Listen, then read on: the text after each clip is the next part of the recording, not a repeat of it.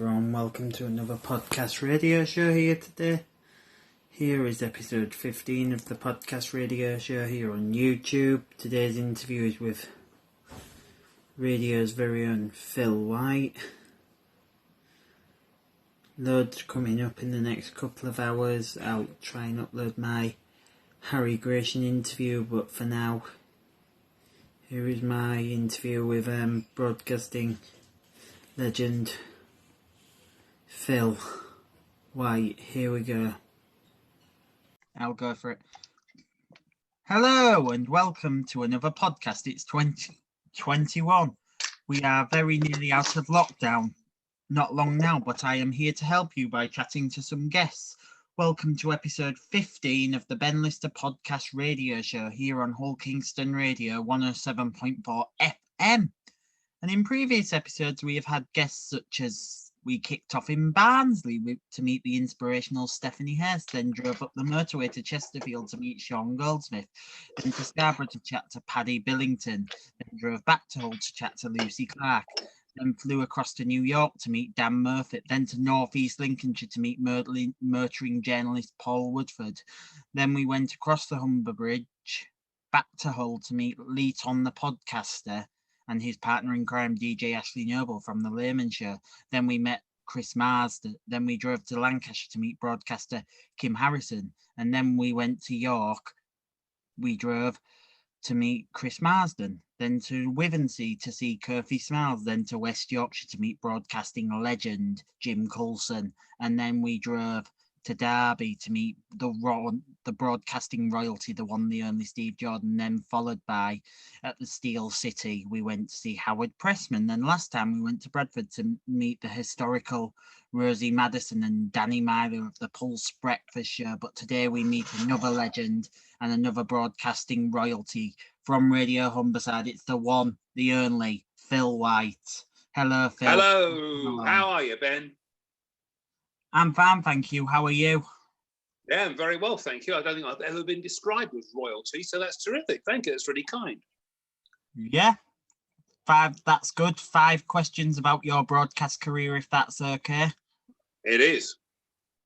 You ready to rumble in the jungle? I'm ready to rumble anywhere you like, mate. I'm here and I'm primed. Let's go. Question 1. Where did you start your broadcast career? My broadcast career started in Nottingham, actually, and I was there at college and doing a degree, an art degree, and one way or another, I got involved in the local BBC there, and just doing a couple of interviews initially about something I was working on at college, and I remember them ringing me up a few weeks after I'd done it and saying, "You were really good, and we're starting a new program. We're starting a program for students, which is going to go out on a Thursday evening. We wondered if you'd like to be part of it." And it was only, I think, 8 weeks, initially, something like that. But yeah, before I finished my degree, my first radio experience was at the BBC at Radio Nottingham. And I, as you know yourself, Ben, you get completely bitten by the bug. And that was it. So although I did finish my degree, and theoretically I've got a degree in theatre design, so building stage sets and costumes, I've never actually done that for a living because I got pretty much straight into radio, and I've done that all my life. Wow, that's a great stepping stone to start. It was a great stepping stone to start, and I was very lucky, and that's really what you find with a lot of people when you talk to them about being in radio. They're just in the right place at the right time, and I've been very lucky that that was, gosh, I'm not sure I want to tell you how many years ago, but it was certainly best part of 40 years ago. And now, to think that, I'm going back to my painting and drawing, so I really enjoy doing that. But actually, radio is the only thing I've ever done and done for a career. And also, I need to touch on it. How is the artwork going during lockdown? The artwork is going okay. Normally, because radio, I have to be very flexible about my radio job. So the artwork is something I really just do for me. But I do every year do a few demonstrations, or I'll run a couple of workshops if people ask me. And of course, there's not been any of that. So most of it's been down to me just painting in my art room. But as we're recording this, the Ferrens, which is the art gallery in Hull there, they're just about putting together their open exhibition, and I'm putting some stuff into that. So I've put that in, for example, is one of the 3 I'm putting in. So I tend to work smaller. I tend to work that kind of size because it means that I actually get it finished. If I do anything that's much bigger than that, I either get bored or it just sits there forever waiting for me to finish it. But I enjoy doing it, and because I'm getting a chance to do it 2 or 3 times a week for a couple of hours here and there, I'm getting to be reasonably competent. I wouldn't say good, I'd just say reasonably competent. It's one of these things, Ben, you just got to keep, like radio, you just got to keep doing it because it's the practice that makes perfect. Yeah, I'm currently in the middle of doing this show for Hull Kingston Radio. Mm-hmm. And are you enjoying it? Yeah, I've got to meet a lot of great people along the way. Yeah. And the presenters are good there as well. Yeah, they have. So you know Wolfie, you know my mate Wolfie. Mr. O'Hare. Oh, sorry, you have to call him Mr. O'Hare, do you? I do, yeah. I call him Mr. O'Hare. Mr. O'Hare, very respectful. Yeah, we also have a recent addition to the team, Darren Leatham, as well. Oh, I know Darren. Yeah. Oh, that's good. And we'll give him my best wishes when you speak to him, because it's been a long time since I've seen Darren. But I'm glad he's getting back behind the microphone. Yeah, he does an 80s show for us, I think. Ah, yeah. Okay, cool. Excellent. Go on, ask me another question. What else you got on your list there? Who were your inspirations in broadcasting growing up? Cool. Well, that's a really interesting one, because there are a lot of people that are in radio now and have got into radio over the years that absolutely grew up loving radio and always wanting to work in it. And I never did, as I just explained to you there. The radio thing for me came about really towards the end of my degree. So I was 20 there or thereabouts, and yes, I'd listened to radio over the years, but I'd never really thought of it being something that I would do as a career. So the sort of people I listened to a fellow called Graham Dean, who was on Capital when they first opened the Capital independent radio station in London. So we're going back to about 1973-ish. Graham Dean did their breakfast show, and I always enjoyed listening to Graham. I notice he's back on the radio now, actually. There's a new radio station called Boom Radio, and all these years on, Graham is their breakfast show presenter. So I'll be interested to see how he sounds. Also, Kenny Everett. Kenny Everett was an absolute. He really sort of broke the mold. He was funny. He was anarchic. He was intelligent. He was just a very, very different sort of broadcaster to the broadcasters that were around in the late 60s, early 70s. So yeah, Kenny Everett was definitely an influence. But on a bigger note, there were radio stations as well. I think everybody growing up, when I grew up, listened to perhaps Radio Caroline or to Luxembourg. And although no specific DJs particularly leap out of me as being people that I could say, oh, I liked him or I liked him, as radio stations, I have really good memories of Luxembourg and Caroline going back to 1973, 1974, that sort of time period. Yeah, and one of my inspirations, 3 of my inspirations, were Sir Terry Wogan, Michael Parkinson. Oh yeah, and the one, the only Tony Blackburn as well.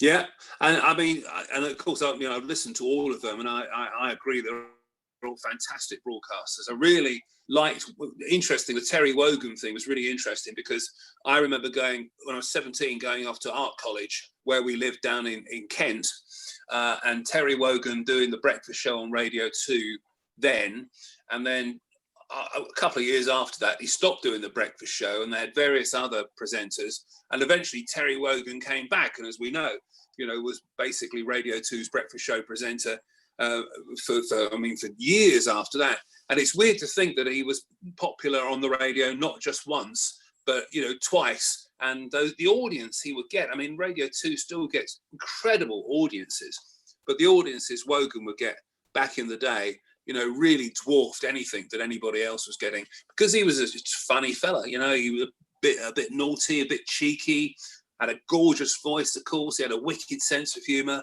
There was nothing about Terry Wogan that you wouldn't enjoy listening to. And I think whether you were a young person, a 17-year-old going off to college, or whether you were a 30-year-old listening in the car with your kids, taking your kids to school, Wogan everybody liked Wogan. So I think that's a top pick, actually, Ben. Yeah.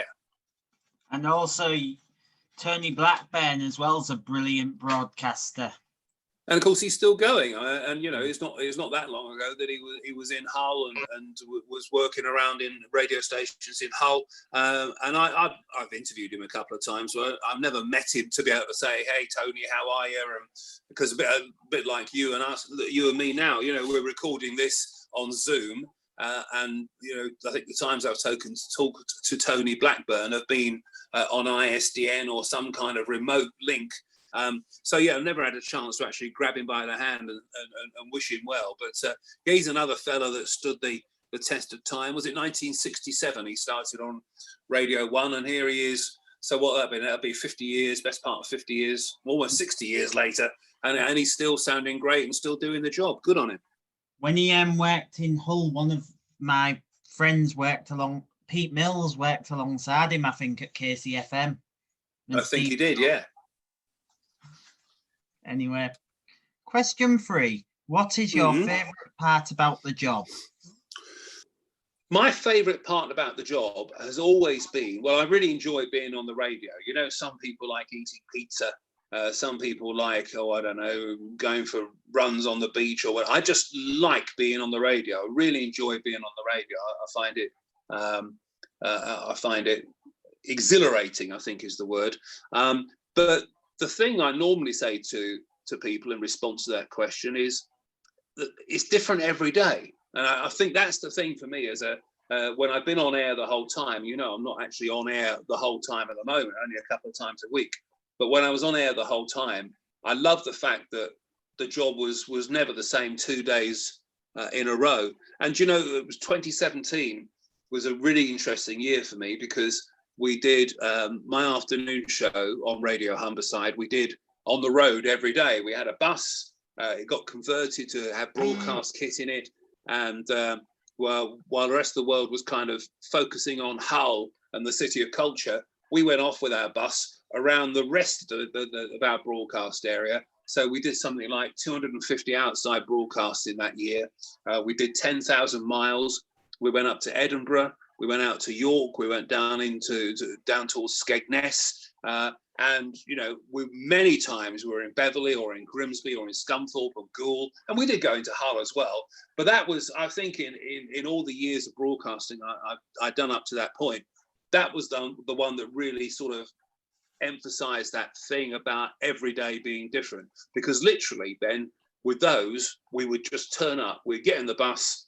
We'd turn up in a certain location. We knew where the location was, but usually that was all we'd ever done. We hadn't organised guests or anything. We'd get to a location for about 10:30 in the morning, and then we'd have an hour and a half to try and sort out a radio show and have plenty of people to talk to. So it was very exciting, and every day really genuinely was different. So that was a terrific year, great year of fun. Yeah, it's different now because now you don't do that style of show anymore. Well, they've stopped doing afternoon shows in that kind of way. So people, because of the coronavirus thing at the moment anyway, we wouldn't be going out. And, Andy Comfort, Lucy Clark and their show on a Saturday morning, Absolutely Clueless, that's based in the studio because they're just not allowed to go out. But yeah, aside from that, there isn't the afternoon show in the way that you and I were discussing it there. No, and my job's changed a little bit because one of the things I've always done and enjoyed doing is working with new talent. So one of my jobs at Radio Humberside now is to discover people like Wolfie. We mentioned Wolfie. Is to find people like Kim Harrison and help them develop where I can. Excuse me. Their own sort of style of radio and help them become good radio presenters. So I still get to go on the radio. But I'm also a little bit management and in charge of the new talent thing. And it's a very nice mix. It means that no 2 days are the same. Once the lockdown's over and people start organising events, that'll be something I'm doing as well. My job also includes making sure the station is out and seen and is visible. And, you know, we do outside broadcasts. We might go to the Driffield show, or we might go to the Louth Race for Life. You know, all those kind of things tend to fall to me to organise, to make sure they happen and make sure they sound good on the radio. So it's still a very versatile job, but just not on the radio every day. And you also look after Fiona Mills as well. Yeah, Fiona, I can't really call Fiona a new broadcasting talent anymore, because she's been on doing that show, the evening show she does, for about 2.5 years, and she is absolutely wonderful. I mean, she should be on national radio, really. She's very funny. She's great to work with. She's got no end of ability to tell a great story. She's got a story for every situation, and I really enjoy working with her. And I hear Fiona doing her thing on the radio, and I just think, wow, you know, what do we got to do to get you onto a national platform, really? Whether it's TV or radio, I don't know. I know she prefers radio because she enjoys radio, but she's very good at what she does, is Fiona. And it's also trying to find that balance, because there's lots of radio presenters who slip through the net and don't get that chance of national radio. Well, there are, and there are a couple of reasons for that. I mean, the fact that, you know, there are a lot of radio presenters and not many national radio stations is one of those. So the chances are few and far between.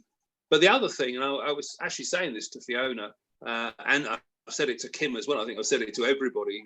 Joe, when he worked with Joe Hakeem, when he worked with us, you know, there's no point sitting there and waiting for the BBC, or Radio 2, Radio 1, 5 Live to come knocking on your door, because they ain't going to do it. You know, that's just not the way the situation works and they operate. They're heads down, they're doing the job day in, day out. You know, if you want to be on a radio station like that, you need to knock on their door. You need to send them a demo tape and a show reel. Ideally, you need a manager, somebody that will go and knock on the door on your behalf and say, I can't believe you're not employing Fiona Mills, Wolfie O'Hare, or whatever. So yeah, that's certainly a bit of advice I've given to people over the years, and I'm proud to say that I can think of 3 or 4 people that now are either on national radio, working at national radio, or have got really good TV careers because they sort of followed my advice and got off their butts and went chasing the jobs. And people that were very, very able to do the job, obviously, but they still had to make that effort themselves to go and get the gig. So yeah, that's one bit of advice I would still give to people today. If you want to get somewhere, if you want to be on national radio, get off your butt and go and work in London. And also, there's also a person who mentors radio presenters as well, Stephanie Hurst. Yeah, who I've had on previously. Yeah, Stephanie will do that as well. I mean, there are plenty of young radio presenters out there, and even not so young radio presenters, who could do with a mentor, somebody that's done good quality radio. Because if there was one thing that's missing a little bit these days, it's the kind of the feedback thing, which you know, I'll sit down and talk with Fiona once a week and she'll do her program, but we won't necessarily sit and listen through to a tape of hers, and we should do.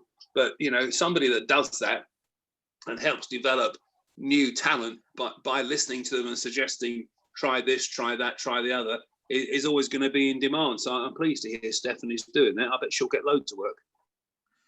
Yeah, she does it with a few presenters who I have interviewed before, and I have interviewed her as well on this podcast before.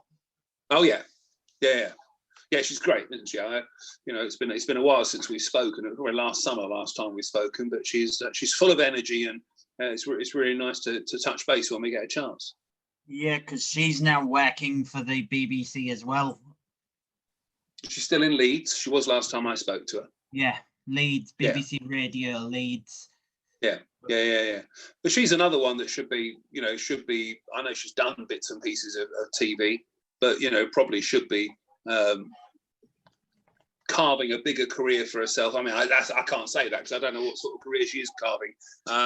But, you know, I always imagine Stephanie being on telly or doing stuff on telly, or doing reports into Look North, and that being a big part of what she does. But Perhaps she does. I mean, the version of Look North she would do it for, of course, is Leeds, and I don't ever see what they're doing. But yeah, a talented broadcaster. Yeah. Question 4. How has COVID affected your life and line of work? Life-wise, I've had it, but I was one of these people that was completely what they call asymptomatic. So I had no signs of it at all. It just got picked up as part of sort of a routine screening thing. So I've had it. I seem to have, I'm going to touch wood as I say this, I seem to have recovered. People, talk about long COVID and impacts on their health, and mine was last April, something like that, April, May.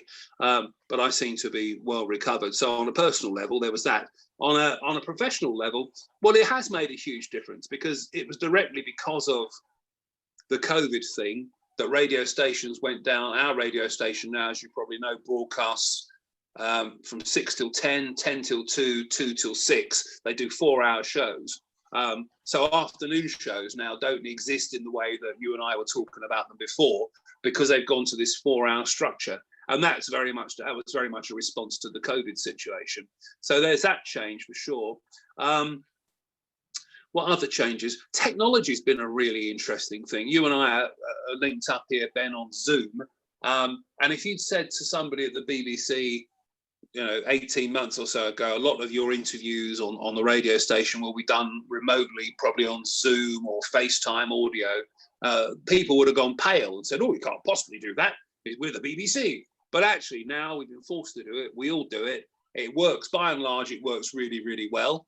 And I suspect that even once we're back and open and people can come to see us for interviews, I suspect we'll still do quite a lot on Zoom. I still think we'll have people doing remote interviews. It's just made it so easy to get people on that otherwise wouldn't be able to get into the radio studio. You want somebody on from Goole at a minute's notice, or somebody on from Bridlington in 10 minutes time. If they can get to a computer and dial up a Zoom number, you can have them almost as good as being in the studio. So that, I think, has been a huge difference.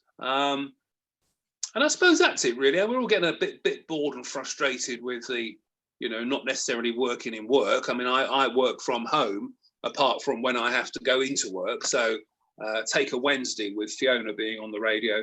I meet her there at 5 o'clock. We have a chat for half an hour. She does a radio show. 9 o'clock, we have some recorded programming on, and that's it. We all clear off again. So I do all my work during the day. Sometimes it can be a very long day. I can be up at 8 o'clock and working. Other times it's not so long. I do all my work at home, and then if I have to go into work, it's purely to go in to present the program or produce a program. So that's the difference. And again, I can see that being something that stays with us, rather than people going into work and working 9 till 5, 8 till 4, whatever their day normally is. I can see a lot of people still working from home 2.5, 3 days a week, because it suits everybody. Yeah, and it's the way of the world now, unfortunately. Yep, it is. But there are things that we miss, and I think all of us have said this when we've had a chance to chat with anybody on Zoom. We kind of all miss the sort of interaction, and it's great talking to you now, and I can see you, and we're recording this. But actually, you can't beat sitting down with somebody and a cup of coffee and just chatting, all sorts of ideas and all sorts of interactions.